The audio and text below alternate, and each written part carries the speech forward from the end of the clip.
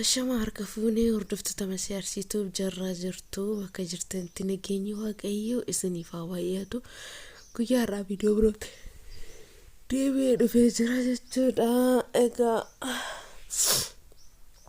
kan akka biyyoo fi insuruu toltus baddus jechuudha. Dirqama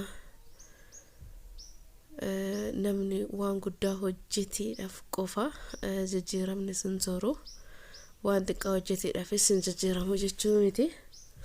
Iddoo isa hundumaa keessayyuu yoo gargaarsi waaqayyoo jiraatedha jechuudha. Waanuma xiqqoo hojjennetti yoo gammanne biyya ofii keessa jiraanne isaadha filataman jedhee yaada jechuudha. As keessa ergumaan biyya dhufee wantoota dhadhaabee gurguddatan keessaa jechuudha garana gibbiin qullaa jira. Marga bichaadha jechuudha. Naannoo waan biraatti keessa ture garanatti mootuu timaatimiidha. Timaatimiiwwan kana kanuma nyaataaf keessa lafatti dhangalaasee garuu buusatiidha kan jiru. Haala kanaanii kana waa jirutu jira. Sigaa maxxabashaa jira. Laala akkatti inni buuse jechuudha. Timaatimiin yommuu ammaa kana baay'ee hoddiidha gabaa irratti. Garuu saffii gibbiin yoo jiraate akkanatti haala kanaa waanuma tokko irrattuyyuu alaa bituu irraa manatti fayyadamuun hin danda'ama. Asitti goommana facaase goommana yeroo lammaffaadha kananii facaase jechuudha. Biqileetii jira. Kun immoo buna jechuudha. Bunni kunis jabaatee jira. Inni kun akka naannati qixaliin kun shaayidaan hin dhugama. Goommana kanan gurguddachaatidha kan jiru gidduu isaa immoo avokaadoon dhaabe. Kun immoo hinyu kusaayidha jechuudha. Bishaan waan gibbii jiruufu hin qabatasii gannasii. Inni kun avokaadoodha. Yeroo araban harkaa cabsan jechuudha. Kunis avokaadoodha. Avokaadoo kana kanuma irraa nyaatame firii isaa dhaabee garuu biqileetii jira. Kunis zambaabadha. Achirraan kana fi shankoora yaa barana sirriitti dhaabuu baadhu waaqayyoon nu ga'ee bara dhufumoo sirriitti dhaabbatuutii ni danda'a. Keessattuu warra gibbii saffii qabda waan garagaraa dhaabuu ni dandeechanii qixalii kana achiin fide maanna firee isaa jechuudha. Garuu biqileera maal akka ta'e maqaan isaanii jalaa baadiyyaa ataakiltiiwwan baay'een achi fidee dhufe jechuudha. Fireewwan isaa kan keessaa nyaatame kan akka habaabii garuu hin biqila. Himbuusuun isaan beekamu malee jechuudha. Kanneen ergangalee wantoota naabeedha hoggaan laalee yeroo baay'eettan gammada waan ofiiti jechuudha. Achi ta'ee namittiin keenya hoggaa waa gibbii keessa dhaabne eegitu fira jajjanamaan jettii jechuudha. Kan akka waan ofii natsaanatii qabu hin jiru. Waan ofii keessatti waan barbaadanoo dhaabbatan namni nama gaafatu hin jiru jechuudha. Yeroo sana waan tokko dhaabne eenyutu sina jajjana jechuudha. Gaafii natti ta'a. Garuu gibbii ormaa keessatti ka'uma gochuun hin danda'amu. Asitti geeshoodha jechuudha. Warroonni farsoo jaalatanii innis guddatee jira. Yoo irraa murame immoo geeshoon hin baay'ata.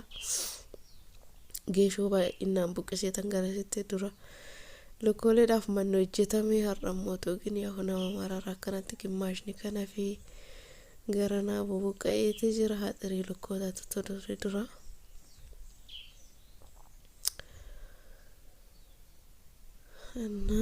Garanatti mootuu bishaanii jechuudha. Bishaan isaadha kana siisteemaan fayyadamna akka gamasii fi gamasee garannan dhangala'uuf ni qadaada aayilaandii murreeto jechuudha. Asitti zambaaba ababaadha. Koobadha jechuudha. Koobaa gimmaashna bubuqqisee gimmaasha dhadhaabee akkanatti waa keessatti waan tokko dhadhaaban immoo hin bibbiqila. Maal jechuufani kan akka jireenya biyya ofii hin jiru. Jireenya biyya ormaa bichaa ilaaluunis hin barbaachisu. Idimee ofii ofirraa fixuu jira. Akkasumallee mootuu keenya dubartoonni idimeen keenya isaanii qaba. Waan akkasiiti jechuudha. Ganzabni hojjetamee dhufee asitti gaafa ilmoon argatan immoo yaa gara maatii abbaa manaa ofiitiin jibbamuutu jira. namoonni illee yaada garagaraa namaa kennanii ishiin hindeechuu maalidha waan akkasii jechuudha namni nama hin hubatu. Irra jiran tokko tokko yaa geenza balaalanii osoo waggaa baay'ee biyya ormaatitti hojjetanu gaafa biyya ofii galan immoo kan dhala dhabee rakkatu hedduutu jira. Mana gaarii qabaatanii jireenyi gaariin jiraate yoo dhalli hin jiraatin yoo ilmoon hin jiraatin immoo faayidaa qabas jedheen yaadu. Maaliif jennaan kan xaaramu eenyu fi kanarra xaaru kana dhaloota darbuuf dabarsinee yoon darbin faayidaan qabu jechuudha. Qabeenya abbaa tokko mata irratti wal fixa malee waan nama fayyadu hin qabu. Garuu ilmoon yoo jiraatte immoo isaaf darba jechuudha. Namni gubbaa kanarra waggaa 100 jiraatu hin jiru hanga tawassanidha jechuudha. Hin jiraannaa malee hin duunaan beeknu jireenya keenya keessatti hangam akka jiraannu garuu kan beeku waaqa qofaadha. Kanaaf yaa biyya ormaatittis jireenya biyya keessaa sodaatanii fixuun hin barbaachisu. Hojii hojjetamuun ni danda'ama, biyya keessattis jiraachuun ni danda'ama. Abbaan akkaatti ofiin jiraachisu hin dhabu. Siqiqee jireenya biyya ormaa mana ormaa irra bakka bareedina mana ormaa irra xiqqoo fokkattuu mana ofii santu caala. Yeroo barbaadan riftii godhanii, yeroo barbaadan hojjetanii, yeroo barbaadan dhiisanii bakka akka fedhanitti kan jiraatamuu danda'u biyyuma ofii fi manuma ofii keessatti jechuudha. Kan akka biyya ofii hin jiru isiniin sochoofanii warroonni biyya ormaatii galuu sodaatan birrii hanganaatan qabaa yaada garagaraa warroonni kaastan jirtan jechuudha. Teessanii jireenya biyya ormaa sodaatanii yaa abbaan akkaataatti ofii jiraachisuun qabu inni guddaan mana jireenyaa jiraate taanaan ji'aan kiraay mana baasan yoo ta'e namni jiraachuu hin danda'a. Kiraayis kan kafalee jiraatu numa jiraata.